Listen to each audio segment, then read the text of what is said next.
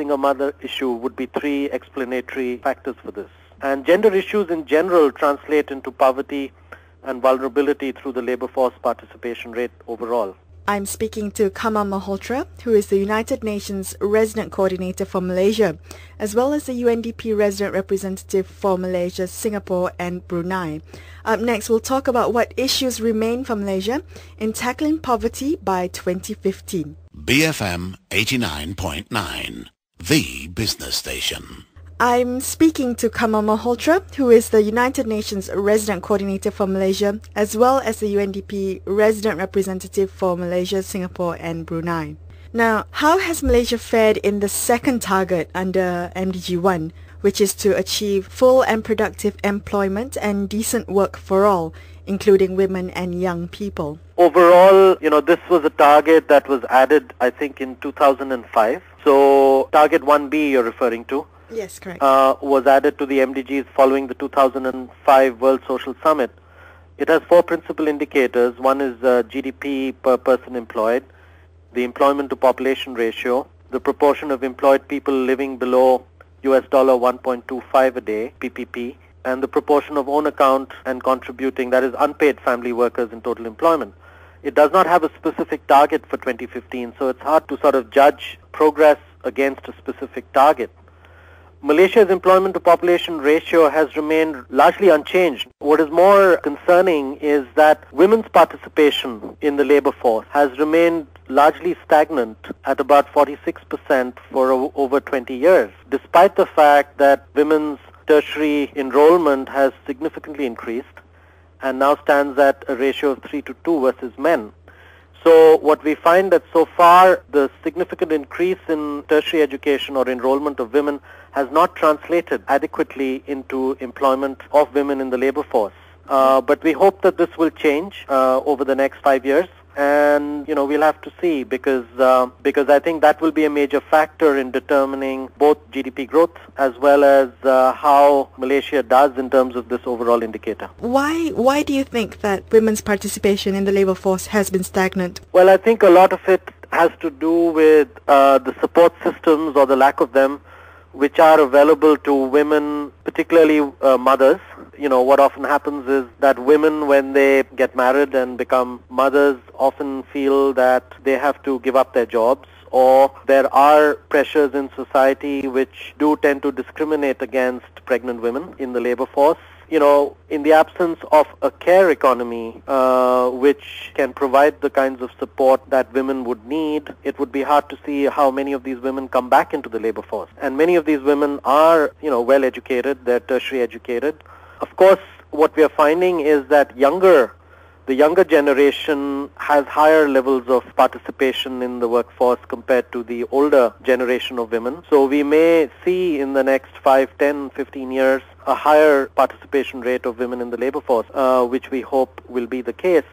But as it currently stands, for an upper middle income country, Malaysia would need to do a lot better in terms of women's participation in the labor force and try and take it up to, what is the average in even Vietnam right now is about 70%, which is high by developing country standards. What we found as UNDP is that if women's participation in the labor force were to increase to around 70% from the current 46%, then Malaysia could add as much as 2.9% to its GDP growth.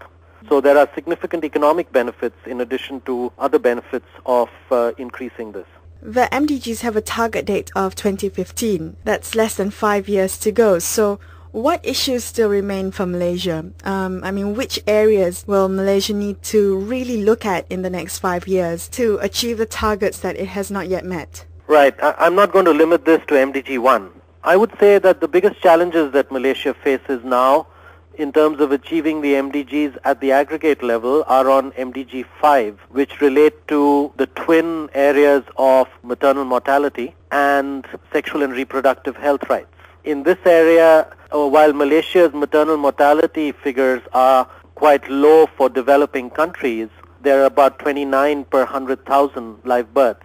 For it to achieve the MDG target in this area, Malaysia would need to bring this down to 11.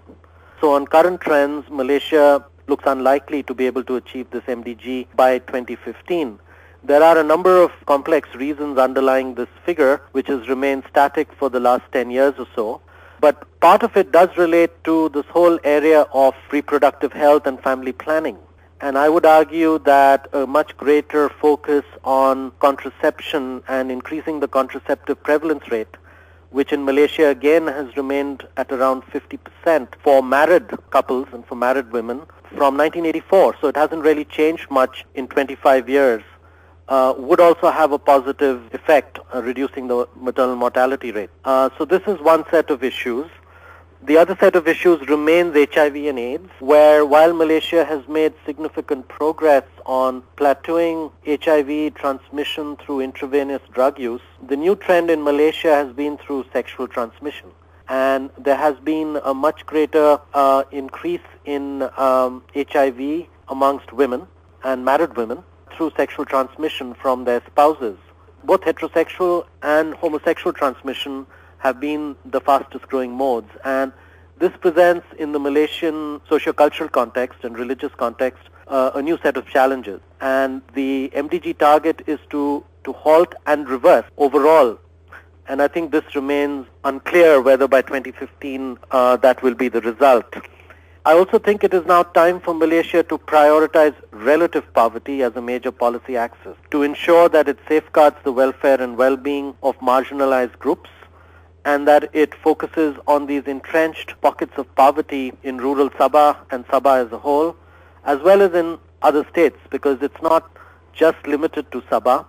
There are entrenched pockets in Terengganu and other parts of peninsular Malaysia.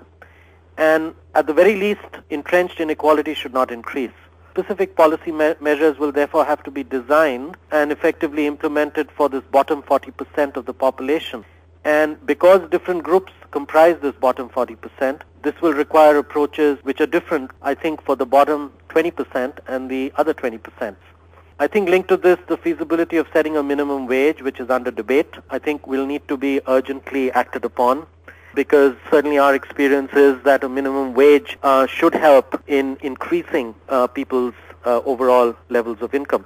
So I think these are some of the challenges as they relate to the MDGs. So I think that there's a fair bit of agenda for the next 5 years and beyond.